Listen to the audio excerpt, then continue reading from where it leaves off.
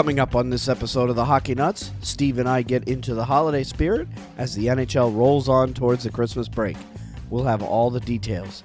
Some of the stories we'll have this week are, we'll talk about the big hit on Henrik Lundqvist and the aftermath that followed. We marvel at the longevity of Jaromir Jagr's remarkable career. We discuss the ice conditions that led to a postponed game in Raleigh. The Anaheim Ducks signed one of their top prospects. The Red Wings, Senators, Bruins, Penguins all have key players that got injured over the past week. We have a couple suspensions to talk about, and we get you caught up with the NHL's 3 stars of the week from the past week. Finally, we have a Christmas performance by Boston Garden legend Rene Rancourt. We'll have all this, plus some college hockey talk, the KHL Minute, and our picks of the week coming up next. This is the Hockey Nuts Podcast, Season 1, Episode 19, recorded on Wednesday, December 21st, 2016. Jaromir Jagr is the ageless wonder. And now, jingle bell, jingle bell, jingle bells rock, jingle bells swing and jingle bells ring, snowing and blowing emotions of fun. Now the jingle hopper has begun. Oh, jingle bell, jingle bell, jingle bell rock. Jingle bells chime in Jingle Bell time. Dancing and prancing in Jingle Bell Square. In the frosty air. Everybody, what a bright time. It's the right time to rock the night away. Jingle bell time. What a swell time to go riding in a one-horse sleigh. Now, giddy up, jingle horse, pick up your feet. Jingle around the clock. Everybody, mix and mingle in a jingling beat. That's the jingle bell. That's the jingle bell. That's the jingle bell rock.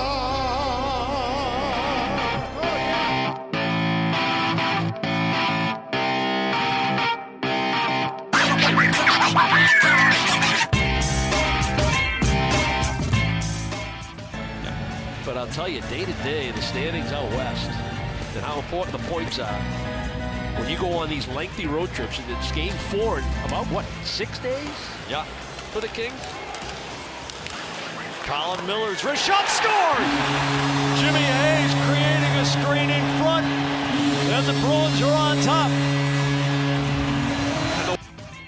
Okay, so now it's Sam Reinhart, first round pick in 2014 with some speed, loses control, fended off by Ward. Good for Cam. Reinhart comes in with speed. Watch the way that Cam matched that speed. And Cam just gave a little fist pump to the bench. Love it. Gets out, matches the speed. I love what he did with his right knee there in particular. Didn't commit, created his own bounce. Well, the 33-year-old scored. Now the 19-year-old is in the 2-hole for Bill Peters. Let's see what Sebastian Aho can do. Oh my goodness, that was sick. What a move by Sebastian Aho. Carolina up by 2. Now it's Kevin Hayes for the Rangers. Moves in on Corey Schneider. He scores!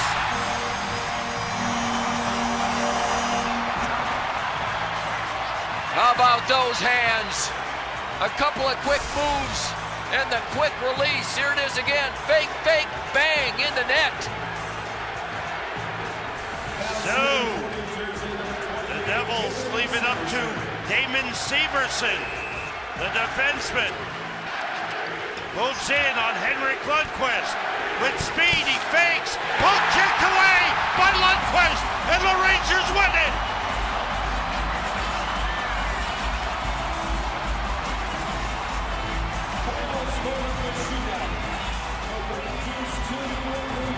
What a play by Henrik Lundqvist, and the Rangers win the shootout 2-1. They beat the Devils 3-2. And there is a milestone for one of the greats of the NHL right now, Henrik Lundqvist, 389th career win. Hello and welcome to episode 19 of the Hockey Nuts. My name is Wayne. I'm here with Steve. How's it going today? Going good, Wayne. Good to be with you again, as always, back again for another week of hockey talk. We've got quite a bit going on, particularly with our teams. We'll get into that in a minute, but before we get going, let me go ahead and remind everybody how to get in touch with the show. Of course, our website is at thehockeynuts.com. You can email the show at feedback@thehockeynuts.com if you want to chime in on anything that we talk about. And if you don't want to write an email, you can give us a voicemail at 919-960-1718. And you can tweet me. I'm at Wayne Halley9. And Steve is at sball504man. And of course, we have our Facebook page at facebook.com/thehockeynuts. And of course, we do stream the show live each week on YouTube, and the channel link is in the show notes for this episode. So we have gotten quite a bit going on this week. Had a big hit with the Rangers goaltender. We've had some tough games by all of our teams involved. Very tough. Yeah. It was a tough one to take last night, but we'll get into that. Yeah, and Bruins had a rough night last night as well, but we will get into that. All right, well, without further ado, let's go ahead and talk about some of the games and stuff that happened over the last week. Actually, before we go into individual games, something we haven't done in the past is touch on the standings. And of course, originally I thought that, there's no sense hashing out the standings because, everybody who listens to this show has access to the internet. You can go on, see the standings at any point. But since we are heading into the Christmas break, I thought it'd be a good time this week to just take a quick snapshot at the standings and where we are roughly a third of the way through the season. So we'll go ahead and start. I'm not going to list every team, but we'll go ahead and start with the standings here in the Eastern Conference. Of course, this is our preferred conference for us. In the Metropolitan Division, as of today is Wednesday, the 21st of December, Pittsburgh sits atop the Metropolitan, followed by the Rangers, followed by Columbus. However, Columbus has 5 games in hand on the Rangers and 3 games in hand on Pittsburgh, and they're only 1 behind those two teams, 1 point behind those two teams. And then in the Atlantic Division, your top 3 teams are Montreal, Ottawa, and Boston. And then your 2 wild cards right now are Philadelphia and Washington. And everybody else in the East is behind those teams. In the Western Conference, in the Central, you've got Chicago, Minnesota, St. Louis at the top 3 spots. In the Pacific, you've got San Jose, Anaheim, Edmonton. And in the wild card spots, Calgary and Los Angeles. And, of course, everybody else is lagging behind. What's your initial thoughts on where the standings are at this point in the season? Well, I think the big surprise. Let me just say it this way: if you look at the Eastern Conference, there's 5 teams that are all winning, beating up on, getting up the standings, winning. And that would be the Rangers, Pittsburgh, Columbus, Philadelphia, and Washington. Yep. And those are all in the Metropolitan Division. If you take after those 5 teams in the Metropolitan Division, the other teams fall way off. Yes. So, in fact, the 2 wild cards, Philadelphia and Washington, right now, if they were in the Atlantic, those teams would be in second and third place. Yeah. So I think the surprise for me in the standings, my point is the Metropolitan Division is without a doubt the strongest division in the NHL. Right now they are, yeah. I'd have to agree. I didn't think they would be. Yep. The performance of the Columbus Blue Jackets is beating even what I thought. And I had them dead last or something. Yeah. We said, well, I remember saying, and we'll watch out for Columbus. Because they have the players and they're buying into Tortorella's plan and they are confident. They're playing confident right now. So they're having a good year. Yeah, I am happy to see Boston in the third spot. So but very happy. But Tampa is not there. I say that, yeah, I say that with a big but because they're in that third spot. But if they were to drop to fourth, they're out of the playoff picture. So because of how strong the teams are in the Metropolitan, and Tampa Bay is too good to be out of the playoff picture, which they're currently out of the playoff picture right now. Granted, a lot has to do with the Steven Stamkos injury, but they're still, even without Stamkos, are a playoff team, if you ask me. But they're riddled with injuries, though. Yeah, they do have a lot. You know, the Palat's out, Kucherov's out. A lot of their major big players are out. They're really they're like the Dallas of the beginning of the season. Yeah, with injury problems. And that just makes it maybe even more nervous that once they come back, they're just going to leapfrog Boston, leaving Boston on the outside looking in once again this year, unless either Ottawa or Montreal stops playing as well as they have, and that doesn't look likely anytime in the future. So I don't know. It looks right now in the East, it's looking like 5 teams coming out of the Metro, 3 teams coming out of the Atlantic in the playoffs. If you ask me, if it goes the way it's going, I agree with you, and I'm really surprised at how these teams keep winning games in a row. You know, Philadelphia went on a huge long winning streak. Washington went on a long winning streak. Yeah. So I don't know. At some point, he's got to slow down. And Columbus is currently on a win streak. They've won 10 in a row. And that's true. If you look at the Western Conference, I'm going to make a pitch for a team that I think, and I really think the NBC people at NBC picked it right. Chicago and St. Louis, that's setting up for, I believe, the 2 teams. One of those teams. Now, I didn't pick it, but I think one of those teams will go to the Stanley Cup. And I think St. Louis is very, very strong. I think they're stronger than they're being given credit for. And I think they are surprising me. I did not think they would be doing this well.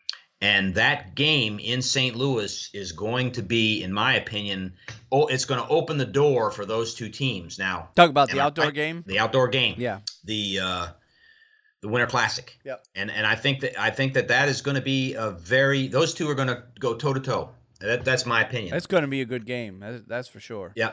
St. Louis playing very well. They're a very good team, and watch out for them. But the standings in the West are a lot closer than they are in the East. Yes, they are. You don't have, like in the East, you have a 6-point drop off from that second wild card to the next team in the standings. But in the West, the 2 wild card teams, Calgary and Los Angeles, have 36 and 35 points. Well, the teams right behind them, Nashville, Dallas, Winnipeg, are 35, 33, and 33. And it's a logjam in the West right now. I mean, we could look at the standings 2 weeks from now and see a team like Winnipeg, who's sitting in 5th place in the wild card. They could be in the top 3 in their division. Yep. I mean, just very going a little bit of a hot streak. So, you've seen a lot of teams right now with that are playing very streaky. Minnesota's on an 8-game win streak. Philadelphia just recently had a 10-game win streak. You've got Columbus currently on a 10-game win streak. I mean, you've got teams that are just, on fire right now. And a couple weeks, it'll be a different team that are on a 6 or 7-game win streak. So, right. So, all right. Well, that's enough about the standings. Obviously, we got a lot of seasons still left to go. So let's go ahead and move on. Let's talk about our team specifically, though.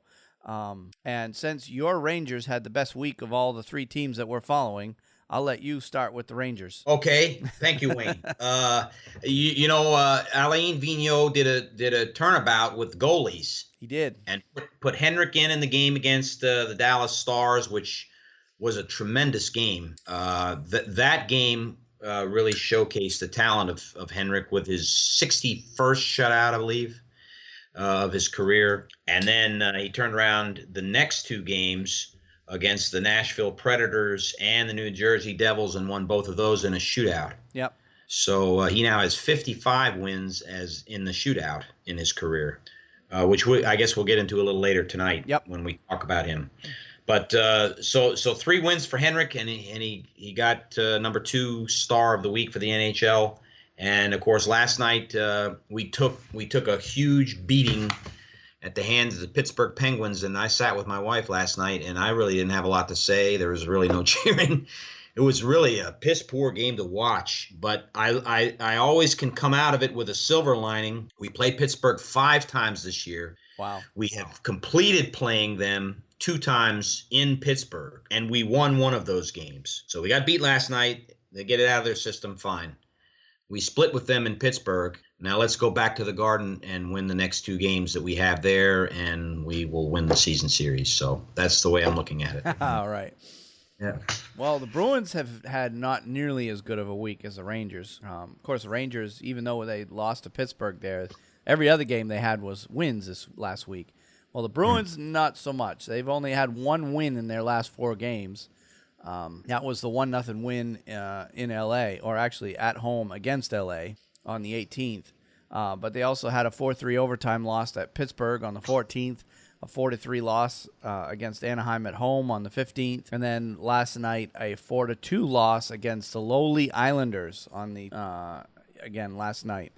Now, I didn't see any of those games because I've been doing a lot of refereeing the last week or so to try to, because the men's league pretty much takes a break after right about now. So I won't be doing much reffing the rest of the year. So I got in a bunch of games before we got the thing out, and I've just haven't watched a lot of hockey. But but it was rather disappointing to see that loss against the Islanders. Again, you're seeing the continuation of the Bruins playing really, really well against top-notch teams. Like the loss against Pittsburgh, even though it was an overtime loss, they still got a point out of it. Played well in that game. They played the Kings very well. I watched that. The 1-0 win against the Kings. I was working that day, so I missed that one. And then you come out and lose to the Islanders, and they just showed like they were. Now they did greatly outshoot the Islanders in that game, so it wasn't. It's just they're lacking that scoring punch that they have, and I think the Pasternak injury is hurting them more than they're letting on. So I agree with you. I think you're right. Yeah, but sounds like he'll be back this week, either tomorrow night against Florida or Friday night against Carolina. So, So yeah, I mean, the Bruins are. It's just frustrating to watch them right now because you never know what team you're going to get with them. So yeah.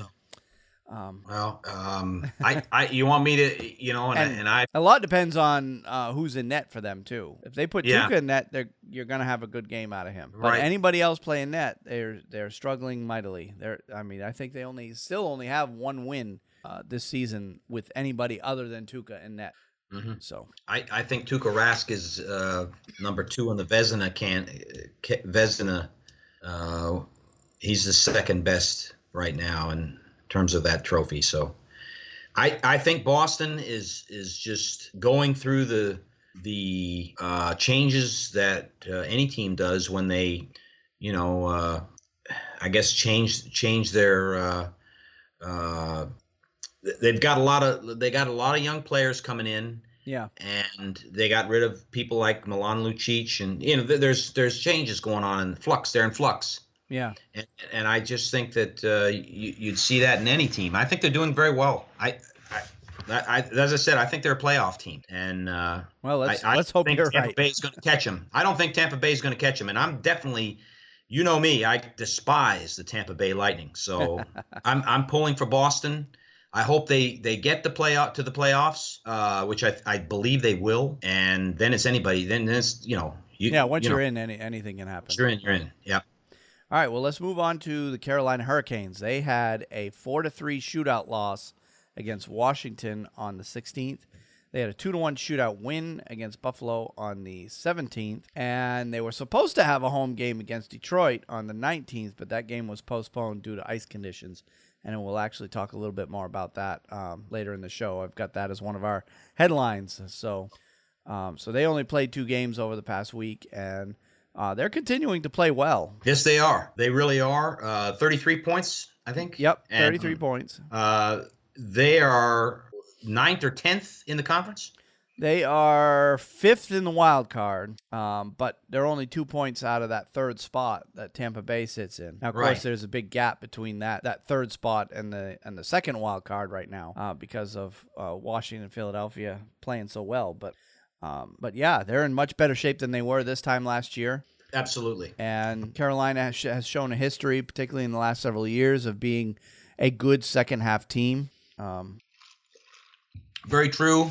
I don't think they're going to make the playoffs, but stranger things have happened.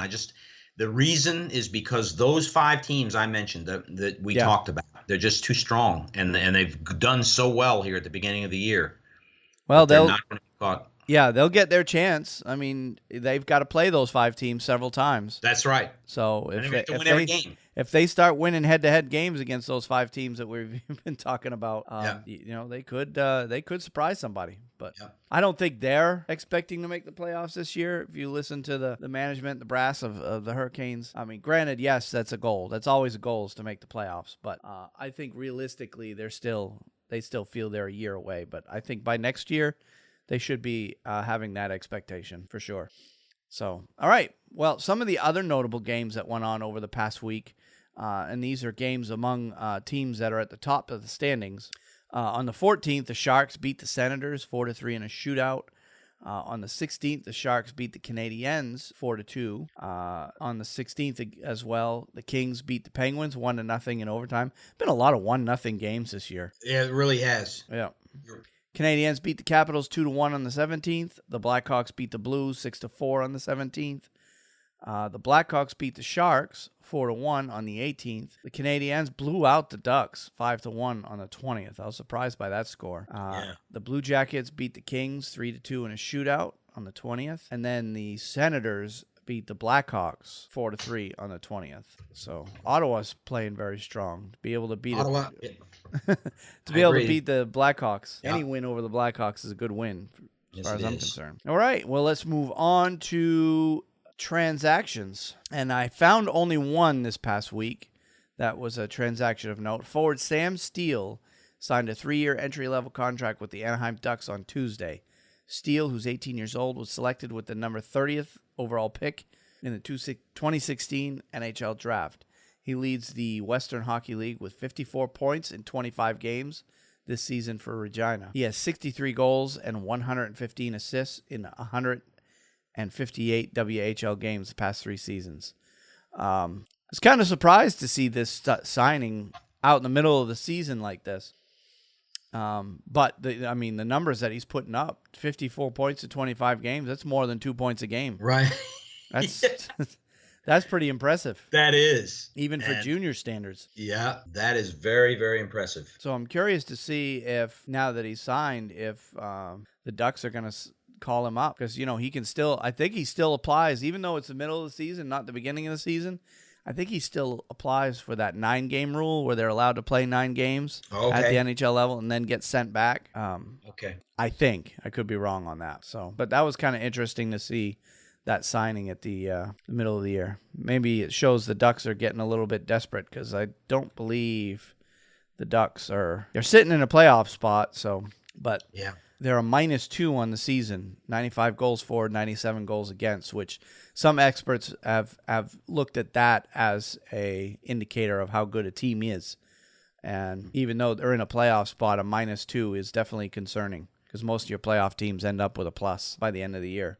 So. I hear a bunch of chatter too about Cam Fowler. You hearing that stuff on the, that he's for the right deal. They're getting ready to move him? Pull the trigger on that deal. Okay, because they have a plethora of defensemen, and they'd use Cam Fowler to bring in some more offensive punch, I guess. Oh, okay. But that's just scuttlebutt I'm hearing. Yep. Well, we are heading towards the time in the season where you're going to start seeing moves being made. You're going to see teams that are struggling that are either going to have to make the decision, okay, are we sellers or buyers? And then they're going to start moving players. I can tell you the Rangers are very interested in Cam Fowler. So that may never materialize. The Ducks may wisen up and say, hey, we've got a good defenseman, let's keep him. But there's been a lot of rumors flying around about Ryan Spooner with the Bruins too, that they're shopping him around. So I think usually usually you start seeing the first trades being made right after Christmas is about when most teams start making their moves to either, either make a move to climb up the standings or pack it in and get ready for next year. Yes, sir. All right, well, let's move on to injuries. The Detroit Red Wings placed goaltender Jimmy Howard on a 7-day injured reserve on Wednesday. Howard sustained a lower body injury at 5:39 of the second period of a 4-1 loss to the Tampa Bay Lightning at Amalie Arena on Tuesday when Red Wings defenseman Nick Jensen and Lightning forward Eric Condra fell on top of him during a scrum in the crease. Howard was unable to put weight on his right leg and had to be helped off the ice. So it looks like Mrazek is going to have the pipes for a little while. Yeah, and that. I mean, Mrazek, don't you think he's doing super well? That he can hold down the fort for 7 days. Yeah, and it's not a. Well, Detroit's one of those teams that has two. I wouldn't say elite goaltenders, but two decent goaltenders. Right. That's good enough to. They would be good enough to be starters on a number of different teams for sure. Yeah. So and it's one of those situations where with the expansion draft coming up, Detroit's one of those teams that's being looked at as is going to have to do something with their goaltenders because they're probably going to lose one if they don't move them, and they'll lose one for nothing. So. Right. And, in that game as well, Ben Bishop got hurt. I'm not sure.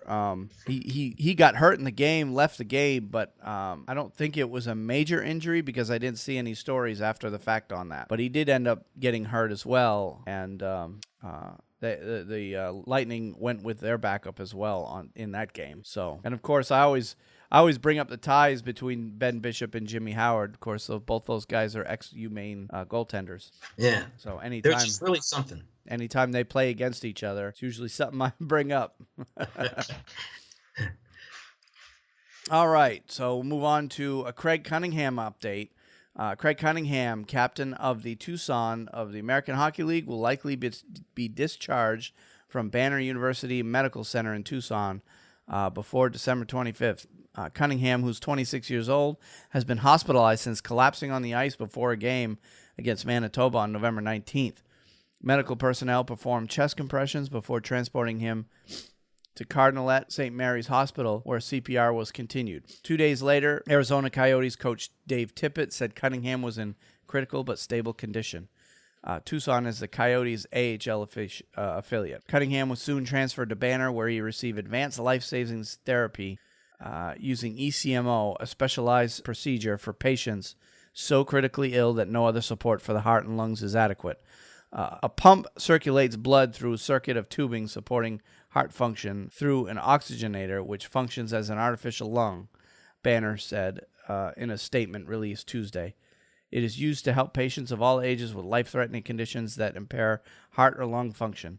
Most patients who need ECMO are almost certain to die without this level of support. Though Cunningham's condition continued to worsen, a procedure developed by Dr. Zane Kalpev using a left ventricular assist device, Oxy-LVAD, allowed his heart to recover. Selected by the Bruins in the fourth round of the 2010 NHL Draft, Cunningham was claimed off waivers by the Coyotes on March 2nd of 2015. The forward has 3 goals and 8 points in 65 NHL games with the Bruins and Coyotes, and 4 goals and 13 points in 11 games with Tucson, including the first goal in Roadrunners history on October 14th.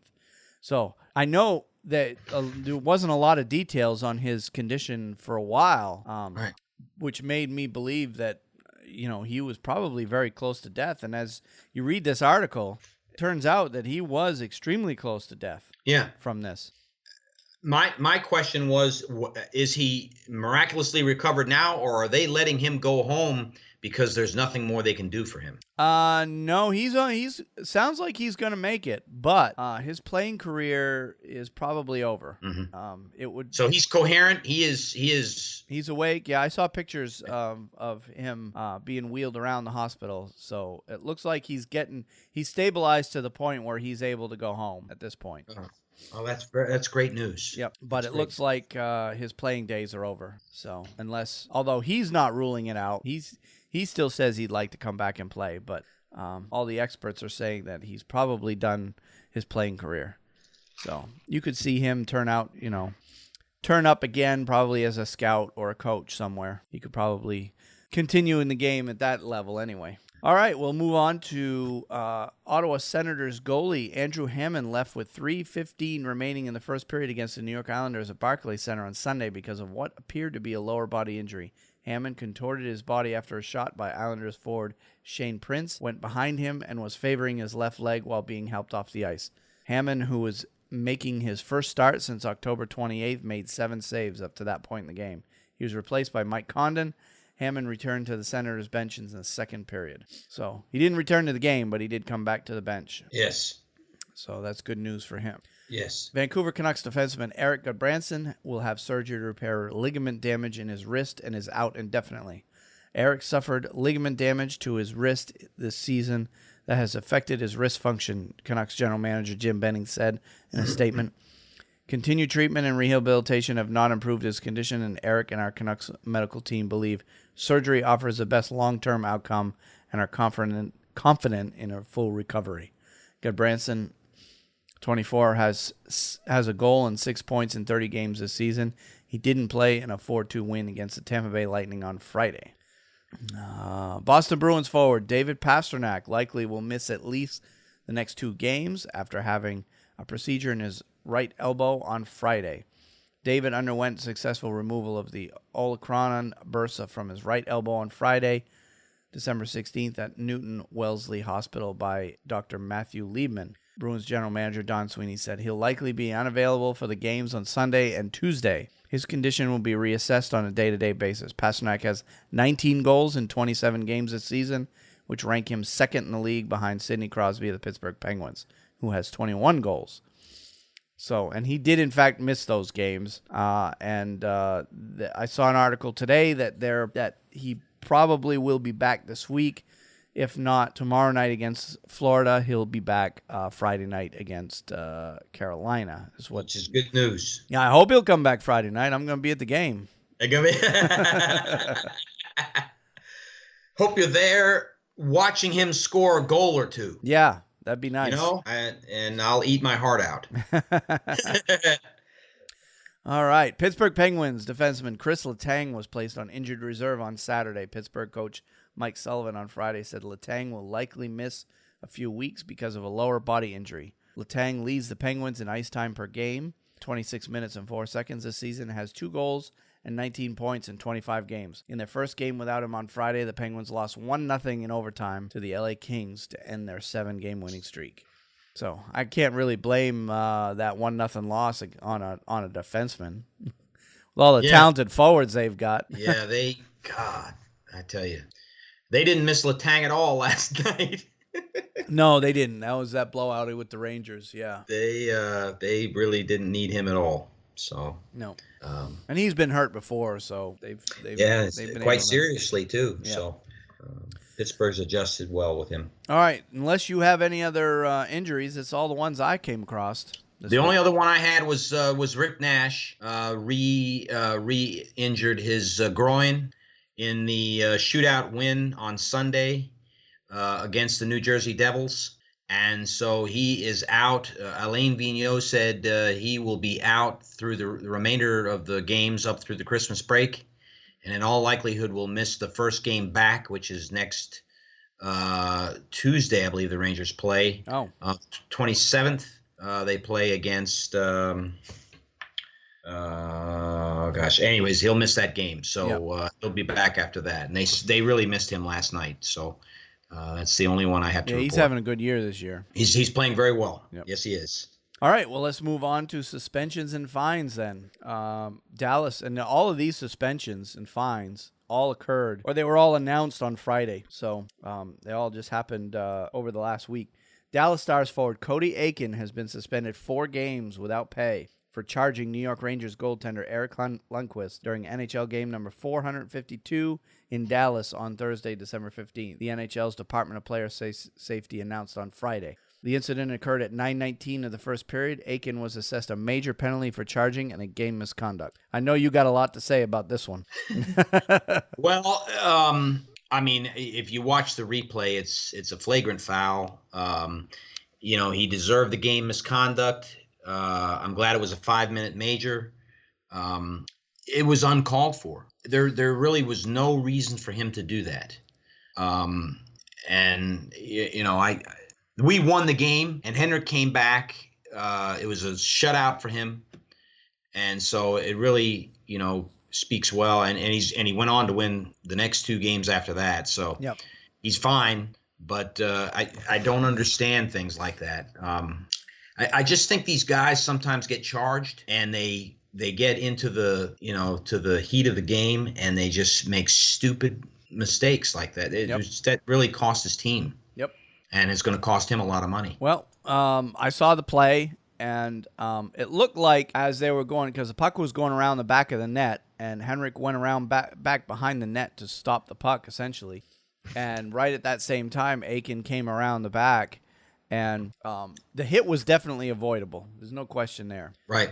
But he couldn't. He probably wouldn't have gotten suspended, or he wouldn't have gotten more than a minor league goal, minor penalty for goalie contact if he'd have just allowed himself to collide with Lundqvist. Right. But he didn't just collide with him. He lowered the shoulder and went up, in a basically trying to lay a hit on him. Essentially, if he'd have just ran into him, that would have been a different story, and it probably wouldn't have resulted in a suspension. I mean, he flat out laid a hit on him. Now, I wonder if he's one of these players. I mean, being a pro player, he should know that goalies are not to be touched. Right. Just about every rule book that is played, the game is played under, would be NHL or international or here in the U.S. and at the amateur level, USA hockey rules. Goalies, if you make deliberate contact with a goalie, you're penalized. Period. Right. But a lot of players still believe that once a goalie is outside of his crease, that he's fair game and you can hit him. And I see this all the time in the games that I referee. Not, you don't see a lot of hits, but you see it all the time when I make a call like that on a player who makes contact with a goalie. The first argument they always make is, "Oh, he was out of his crease, I can hit him." No, you can't. The rule book clearly says that goalies are not to be touched. Period. It's just the way the rules are written. Mm-hmm. Even if they're out of their crease. So, and a lot of players still have that belief that once they leave their crease, that you can line one up and really nail them. So, and they wrote the rules that way because the goalies have so much equipment on; they're not as mobile as a player. So they, it puts them in a dangerous spot when they get into those kind of hits. So yeah, Aiken will sit for 4 games, and Lundqvist bounced right back and hasn't missed a beat since then. That's right. Fortunately for him. All right, Ottawa Senators forward Mike Hoffman has been suspended for 2 games without pay for cross-checking San Jose Sharks forward Logan Couture during game number 441 in Ottawa on Wednesday, December 14th. The NHL's Department of Player Safety announced on Friday. The incident occurred at 7:50 of the third period. Hoffman was assessed a major penalty for cross-checking and a game misconduct. I don't know if you saw that play. I did not see that one. But Hoffman was essentially retaliating for Couture hitting him just a few seconds prior and knocking him to the ice. Hoffman came through, and Logan Couture was standing in the crease with his back to him, and Hoffman went to cross-check him in the back, but the stick slid up his back and ended up hitting him right in the back of the helmet. And, of course, Couture went down like he got shot, and they assessed the penalty. So...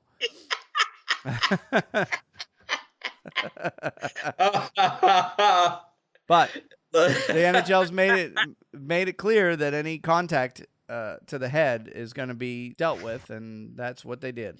Yeah, Logan Couture is a sneaky player. That's all I'll say. Yeah, I didn't see the replay though. I did not see that play, so I can't speak to it. Yeah. So anyway. All right, and the final one we have this week, San Jose Sharks defenseman Marc-Edouard Vlasic, the Pickle Man, has been fined $5,000, the maximum allowable under the collective bargaining agreement for dangerous use of the stick involving Ottawa Senators defenseman Erik Karlsson during NHL game number 441 in Ottawa on Wednesday, December 14th.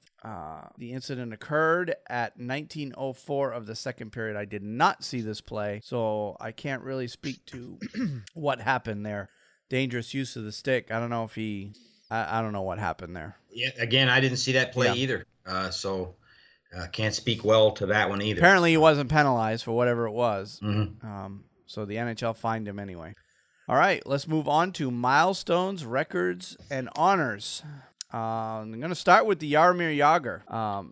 He had 3 assists last night to tie Mark Messier for second place on the NHL's all-time points list when Florida Panthers defeated the Buffalo Sabres 4-3 in a shootout at BB&T Center on Tuesday. Jagr now has 1,887 points in his NHL career. He reached the milestone by assisting on Nick Bukestad's first goal of the season at 16:09 of the third period to tie it 3-3. Just another accolade in the great career of Jaromir Jagr. Yeah, at first ballot Hall of Famer, and what else can you say about him? He's played for just about every team in the NHL, but it's amazing. He's definitely going to be back next year. He's probably got 2 more years. You think so? Well, he's got 1. I think he's going to come back next year. I just think he will. Yep. And Florida's probably going to let him. No, he could end up the number 2 all-time points guy Thursday night against the Bruins if he gets a point.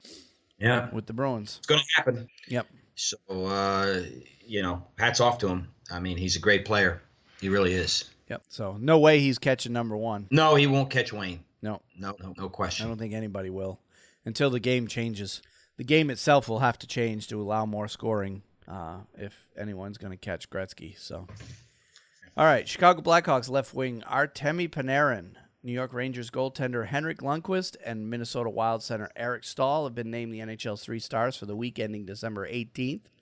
Panarin paced the NHL with 7 assists and 10 points in 4 games, all multi-point games for him, to help the league-leading Blackhawks stretch their overall winning streak to 5 games. Lundqvist went 3-0-0 with a 0.98 goals against average and .967 save percentage to backstop the Eastern Conference leading Rangers to 6 out of a possible 8 standing points. And then Eric Staal shared the league lead with 4 goals in 3 games, as the Wild extended their winning streak to 7 games, their longest run since March 14th through the 27th of 2013.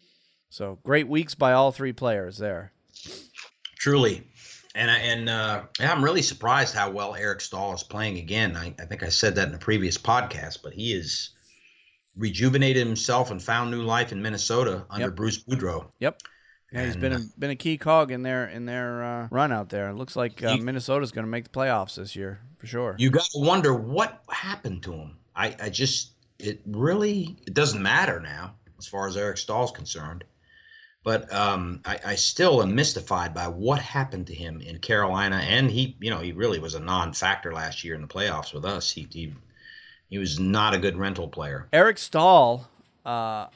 My guess is he probably just lost the passion to play. Yeah, that's my only thing that I can come up with.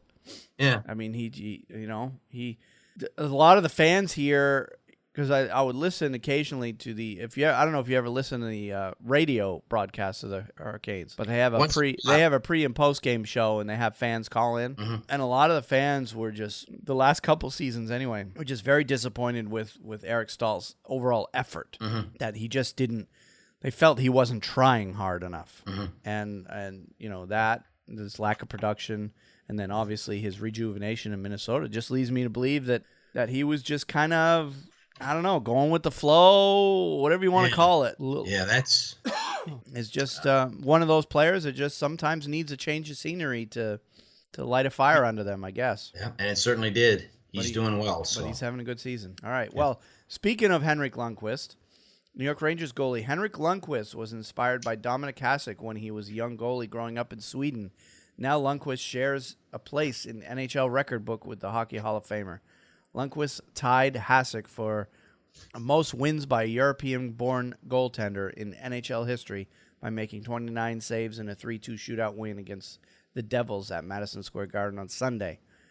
Each of them now has 389 wins. Yes. And I don't know what your feelings on that are. I can tell you that I read the article in NHL.com regarding Dominik Hasek's feelings about Henrik Lundqvist as a goalie, and it was incredible how gracious he was to Henrik Lundqvist. I followed the Rangers for so long, and I think Henrik Lundqvist is the best player the Rangers ever had. He's my favorite player of any Ranger ever. But I still say Dominik Hasek is a better goalie at this point in his career. Yep. And, Henrik is the beneficiary of being in the shootout era, which if you look at a lot of these goalies, including Martin Brodeur, there's no telling how many wins he would have. He 750, he would have been well over 700 wins had he played all his games during the shootout era. So Hasek, was not in that. Wasn't that of that good fortune. So there's no question that Henrik benefits from that. But that being said, I think he's the best goalie of the shootout era ever. He proved it again this past week, winning 2 games in the shootout. He's very good. Yeah, he's definitely real good on the shootout for sure. He takes advantage of that and does very well. So I'm happy for him. He's going to be the #1 European winner in net. And it's great. I don't know how many years he has left, but well, he's at the top of his game right now, so he certainly has several years left in him. Yeah. But the fact that he is going to be the all-time winningest European-born goalie, and arguably the best goaltender ever in the history of the New York Rangers. No disrespect to guys like Mike Richter. But Lundqvist is definitely, in my mind, the best goalie that the Rangers have ever had. I think he's a shoo-in for the Hall of Fame. I know you're not so. I think he's got to do 1 or 2 more things. I believe Wayne, if he wins the Stanley Cup this year, then I think that's what he needs to do. He's got to win a Stanley Cup or win the Vezina a couple more times, and I think it's over. And you think about Dominik Hasek, he won the Vezina 6 times. Did he win it that many times? 6 times, yes, sir. 6 Wow. times he won the Vezina. Plus, he's got 2 Stanley Cup victories. Yeah. So you're looking at somebody that not only has that many wins, plus, I didn't get the benefit of watching Dominik Hasek a lot. I just didn't. But he was in Buffalo for a lot of his career. Yeah. But some of the saves, and I mean, he is one of the greatest goalies. He might be right below Roy and Brodeur as the 3rd greatest goalie of all time. I really believe he is. He was he definitely had a different style, that's for sure. An incredible. Some of the saves he would make were unbelievable. Yeah, unbelievable. He just never gave up on the puck ever. Nope. No. Yep. So, anyways, I really appreciate your input on that. I guess time will tell to see how Lundqvist fares against the greatest of all time when it's all said and done. But he still has quite a few years left in him, in my opinion. So, very good. Well, speaking of goaltenders, Carey Price made 20 saves in the Montreal Canadiens' 2-1 victory against the Washington Capitals at Verizon Center on Saturday, earning his 250th career win. Price is the 52nd goalie in NHL history to win 250 games, and the 2nd goalie this month. Pekka Rinne of the Nashville Predators, of course, reached the milestone on December 13th. He's the 4th in Montreal's history, joining Jacques Plante, Ken Dryden, and Patrick Waugh to win 250 games. So kudos to him on that. I mean, that's pretty good company to be in. Very good company. Plante, Dryden, Waugh. Yep. Well, 3 of the game's greats right there. Mm-hmm. All right, well, let's move on to some of the other interesting stories we came across over the past week. And we'll start with that game in Carolina that we talked about earlier in the game. The game scheduled for Monday between the Detroit Red Wings and the Carolina Hurricanes was postponed after a nearly 2-hour delay because of issues with the ice at PNC Arena. The Hurricanes discovered a broken seal on the main compressor that runs the ice chiller at 6 p.m. Eastern, resulting in the ice temperature rising from the game time standard of 21 degrees to about 30 degrees, President Don Waddell said. They initially postponed warm-ups by 30 minutes to fix the seal, which was leaking Freon, but the temperature did not drop quickly enough to allow the game to be played. Now, my thoughts on this. I've been around rinks all of my life. I've worked at them. In my college days, I worked at Alfond Arena in Orono, Maine, the home of the Maine Black Bears. And I became familiar with, the inner workings of a hockey arena. And I can tell you, if the ice was at 30 degrees at 7 p.m. game time, it didn't get there in an hour. Oh. Now, they discovered the leak at 6 p.m., but I guarantee you, if the ice was already at 30 degrees, that leak started happening hours before then. It takes a long time for the temperature of the ice to change, essentially 9 degrees in this case. And I was following the tweets on this whole thing, and watching on there. I'm like, they were having problems with the ice long before 6 p.m. They probably started noticing at 6 p.m. Hey, the ice temperature is a little warm, and the ice isn't freezing. What's going on? And that's when they went into the refrigeration room, probably found that leak, and said, "Oh crap, we got a leak." Yeah. So, and they got it fixed fairly quickly. The tweets that were coming out of Raleigh for some of the different people that follow the team were basically saying, that some of the equipment that was brought in to fix the leak, or some of the parts or whatnot, they were getting police escorts and to get the the stuff there quickly and try to get the game. And the reason the game was postponed was their opponent, Detroit, had a game in Tampa Bay the following night. And the NHL has a rule that you can't have two games less than 22 hours apart. Right. So that essentially put the deadline to start the game at 9:30 p.m. because they were playing at 7:30 p.m. the following night. Detroit was playing Tampa Bay at 7:30 the following night. So they couldn't wait, and if Detroit didn't have a game the next day, they potentially could have waited until 10:30 to get the game started, but they ended up calling the game. So that game will have to be rescheduled. They haven't announced a rescheduled date yet, but some of the speculation was there's a particular date in February, right before the circus comes to town in Raleigh, that would fit both Detroit and Carolina's schedule. I can't remember what that date was, but that was one of the speculated dates. It's very interesting. So yeah, that From all accounts, the ice appears to be back to normal. They had practice on it today before they went to Buffalo, so it should be back to normal. And it was one of the tweets I saw. The part that went out on the refrigeration system was something that has never gone out before. Whatever part that was in the almost 20 years that the rink has been in operation. So it's just a freak accident, I guess, and just poor timing. Yeah, really. So, but everybody who had tickets to the game are gonna get. They're not offering refunds. They're just offering a new game. A new game, yeah. So, all right. The other story I've got: Florida Panthers owner Vincent Viola will be nominated as Secretary of the Army. President-elect Donald Trump said Monday.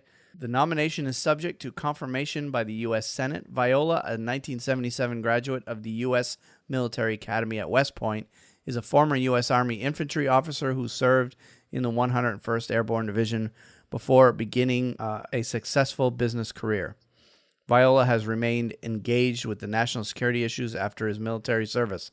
Viola, the founder and executive chairman of Virtue Financial, purchased the Panthers on September 27, 2013. The team set franchise records for wins and points during the 2015-16 season, qualifying for the Stanley Cup playoffs for the fifth time in the team's 23-year history.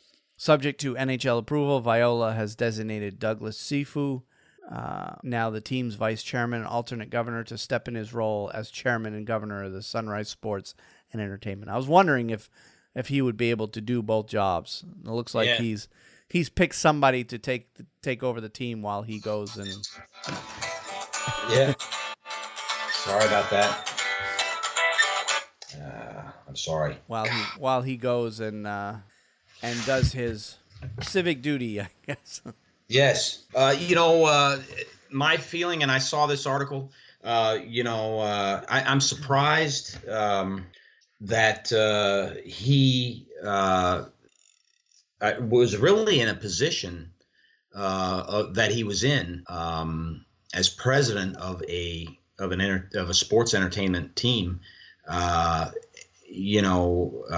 with that kind of qualifications, I guess, those kinds of credentials, he must have known Donald Trump, had known him quite well for this to happen. Yeah, he had to have known. And a lot of, without getting too political here, a lot of Donald Trump's appointments to some of these different positions that he's got to appoint people he is doing a lot of helping out some personal friends of his. We'll just leave it at that. Oh, okay. Well, and this appears to be one of them. So, you'd think that he ever come back as the owner of the Florida Panthers. It's probably over. Well, he's still going to own the team. He just designated another person to run the team. Okay. So he'll still own the team. Okay. From what I can see in the article. So he just will be, kind of an absentee owner at this point. Right. All right.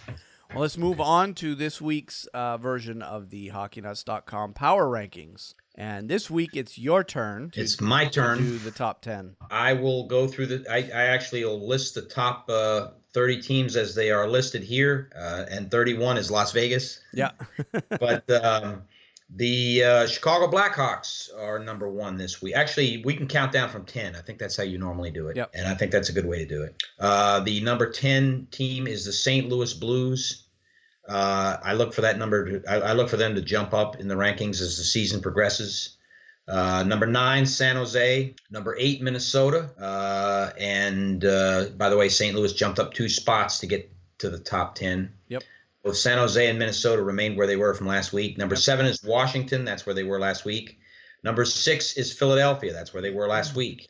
Number 5 is Montreal, dropping from number 1. So they took quite a drop. Lost some games. They finally experienced a difficult week. Yep.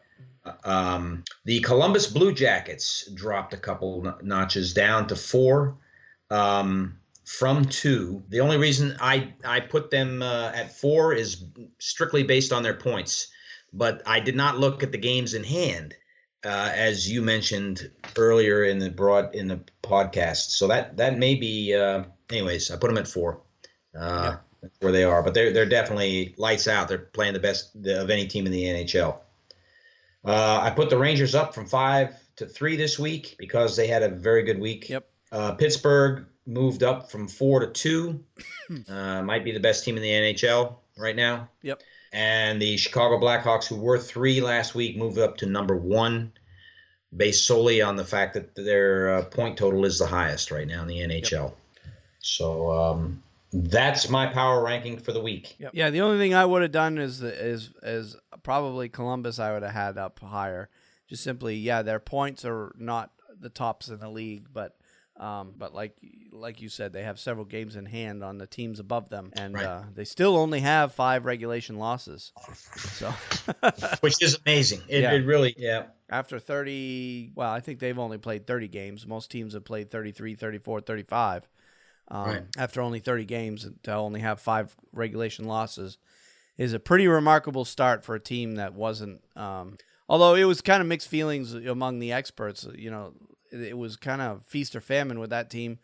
I had some experts having them, squarely in the playoff spot, and others saying, they're going to be one of the worst teams in the East. Right. So you couldn't get an agreement on what this Columbus team was going to do, and obviously. Right now, they're playing lights-out hockey. So They are.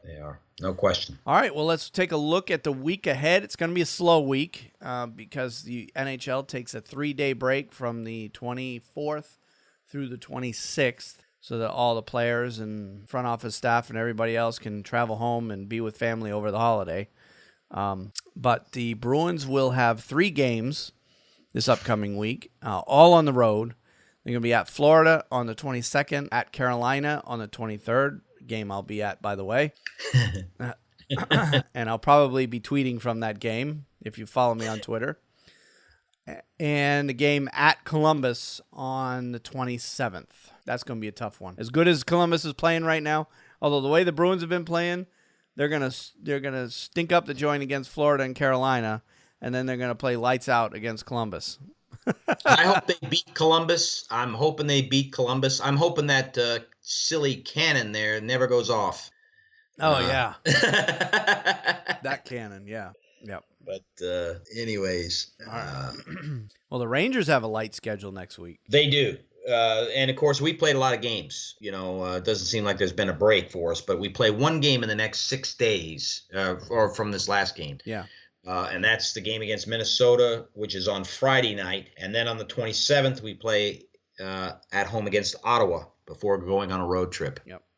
So they need the rest. They need to get Rick Nash and Mika Zibanejad back, but I don't think Zibanejad's going to be back till sometime maybe late January. Oh, wow, that long. Yeah. Yeah. So. All right. Well, Carolina also has 3 games upcoming this week. They're at Buffalo on the 22nd, and then at home against Boston on the 23rd, and then at Pittsburgh on the 28th. So if there's anything good news for Boston in that sense, Carolina will be coming off a back-to-back, although Boston will be in one too because they will have played in Florida. So both teams actually will be playing the second game of a back-to-back when they face each other on Friday night. Yes. But Carolina, I don't know. I just don't have a good feeling about the Bruins-Carolina game this coming up Friday. But I'll be there. I'll be wearing my Christmas sweater. I'll be cheering on the boys in Boston. It'll be a good game. I think they'll win. I think Boston will win, but we'll see. So I'll be watching. That's my highlight of the upcoming week is watching that Bruins game in person. Yes, sir.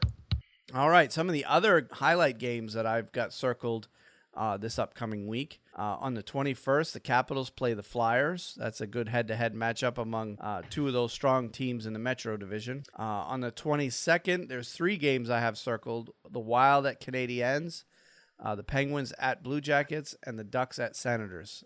All those teams are having very good seasons so far this year. Mm-hmm. On the 23rd, the Oilers and Sharks are going to face off. And then the Canadiens and Blue Jackets will also be playing, and that's at Columbus. Now, you remember what happened last time the Canadiens went and played in Columbus, don't you? It was a 10-0 massacre. Yes. Which delighted me, and I know it delighted you. It certainly did. Yep. But now we're watching Columbus steamroll over everybody. Yep. And so, I'm not delighted anymore. Yeah, and I don't know. I'm probably gonna try to watch that game. Well, although I'll be at PNC Arena that night, so I won't be able to see it live. But I'm gonna try to catch that game after the fact for sure. Yeah. On that one. And then on the 27th, the Sharks and Ducks play each other. Anytime 2 of those California teams play each other, it's definitely worth noting. It's fireworks. Yep. Yep. And then the Flyers and Blues will play on the 28th. And that will be a great game. Yeah, it will. Blues, as I said, I think the Blues are primed to step into the role of spoilers against the Chicago Blackhawks. I really do. I believe it. I believe NBC's hit the nail on the head. I get this feeling the Blues are going to take off right about now. Yep. So, and they're already playing very well. But, and the other thing I noted too coming up is the World Junior Championships start on the 26th. Yeah, so that's exciting. I couldn't find, in the few minutes that I searched, I couldn't find a TV schedule for that. But I'm sure with no NHL games being played on the 26th, you're going to be able to watch, at the very least, Canada-Russia at 8 p.m. on the 26th. That'll probably, if I had to guess, will probably be on NHL Network. Yes. And then USA opens the tournament against Latvia at 3:30 Eastern on the 26th as well. So, and both I'd be shocked if that game's not televised. It probably will be at some point. Yep. And both those games that we just mentioned are going to be at Air Canada Centre in Toronto. And then all the games for this tournament are held either at the Air Canada Centre or at Bell Centre in Montreal. So Canada's hosting the tournament this year, and it should be a good one. And Canada, I did read an article earlier today, is kind of has a different team this year than in years past. They don't have that marquee player that they've had in years past, like a Connor McDavid or Ryan Nugent-Hopkins or these top-notch guys that they've had in years past. They don't have that guy this year. So yeah, watch out for teams like Finland and Sweden. Finland, gosh, they've been playing very well in that tournament. So years. Boston Bruins prospect Charlie McAvoy was named one of the assistant captains for Team USA for that tournament. Yeah. So that's good That's news. good news. Good Yeah, news for I Bruins didn't know fans. that. Oh, yes. So, and USA usually puts up a good showing in this tournament. So, if you want to watch some good hockey outside the NHL, look to that World Junior Championship. That's always a fun tournament to watch. All right, well, let's move on to a very short NCAA hockey talk. Reason being, this time of year, the NCAA pretty much goes on hiatus. For example, my team, University of Maine, doesn't have any games between now and December 30th, or December 30th is their next game. So they're off for a good couple of weeks.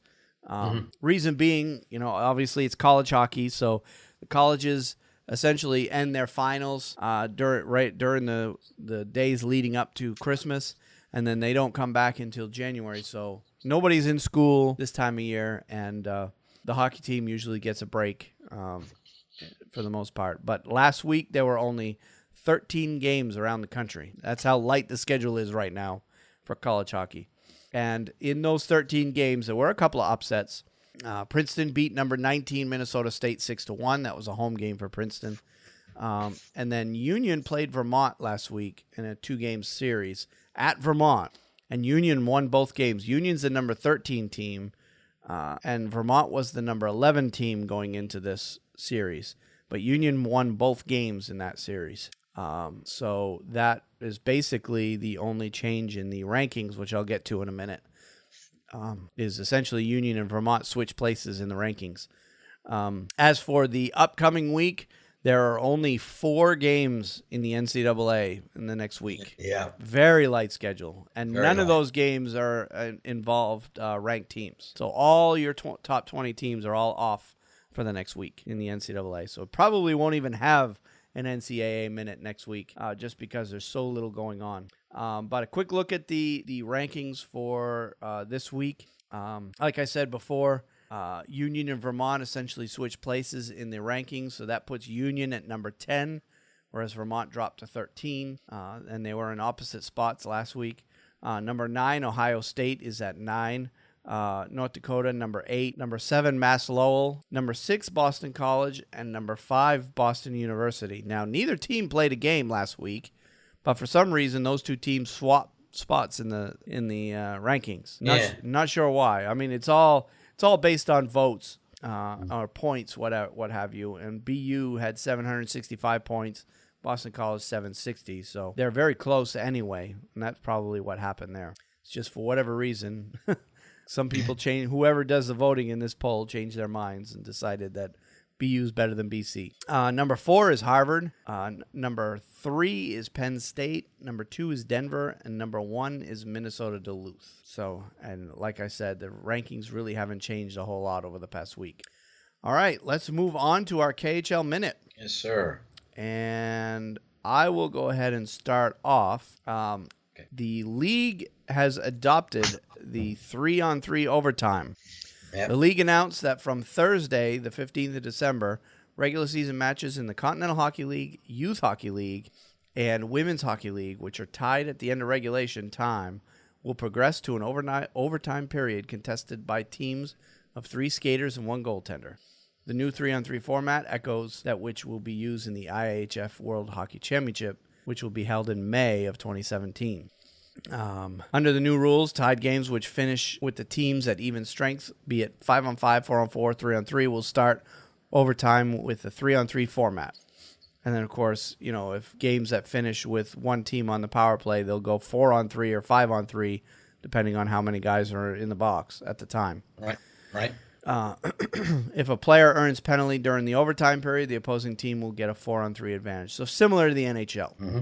The changes were agreed upon at the KHL board meeting held in Moscow on Wednesday, the 14th of December. Now, one note I have on this, the NHL makes a change in their format. It's usually not going into effect for like 2 years, it seems. Yeah. Where KHL made this change mid-season, and they're saying basically effective immediately. This is what we're going to do. So from here on out, this is what we're going to do.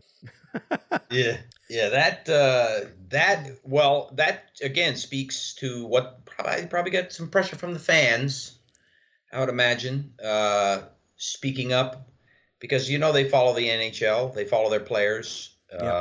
I dare say Russia follows the NHL more than we follow the KHL, but that's a guess. Yeah, most North American hockey fans don't care anything about the KHL.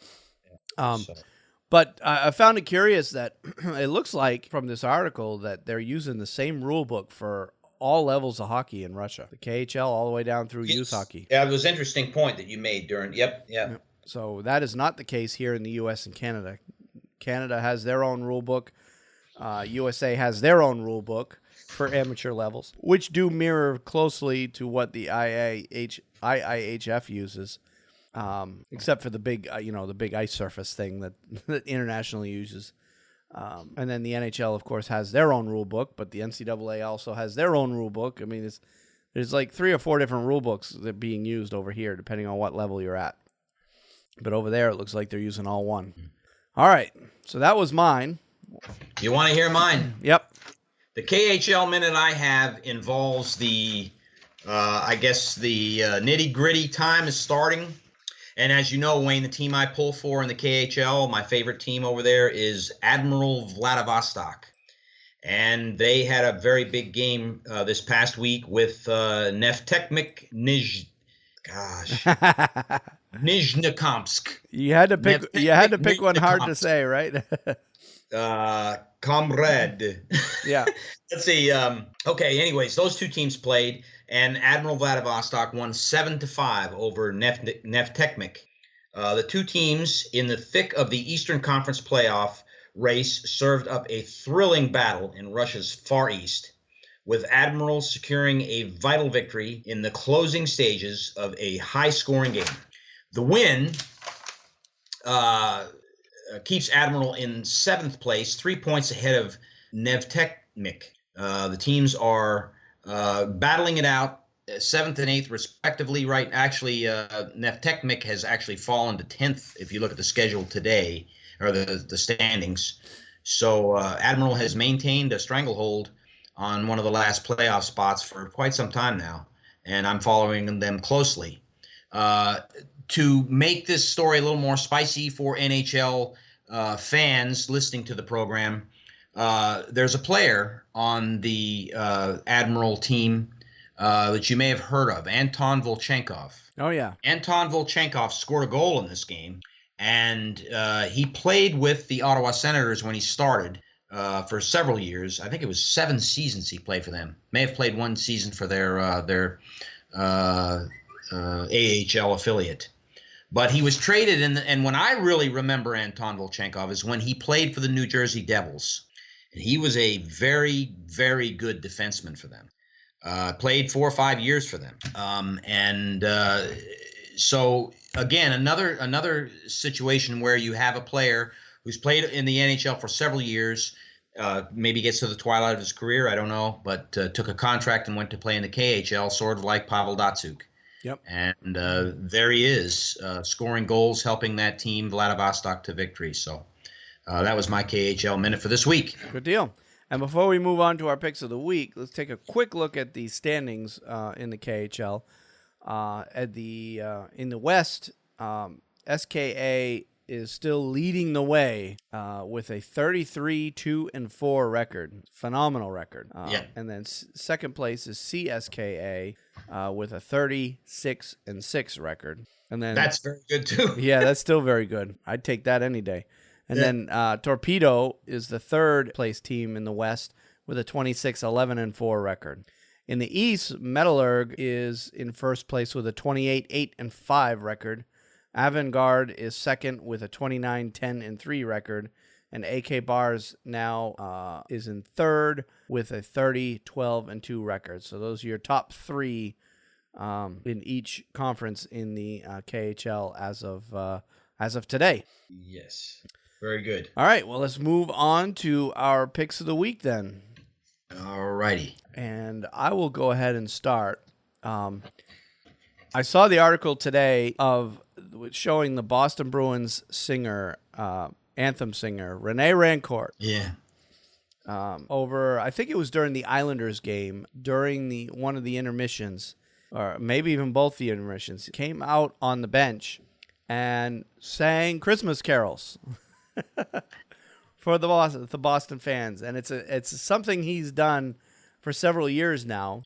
And I know you're not a Bruins fan, but I can tell you, as Bruins fans, most of the Bruins fans out there love Rene Rancourt. He's been the national anthem singer for, oh God, probably since I was in. The first time I vaguely remember him singing would be when I was, just a kid.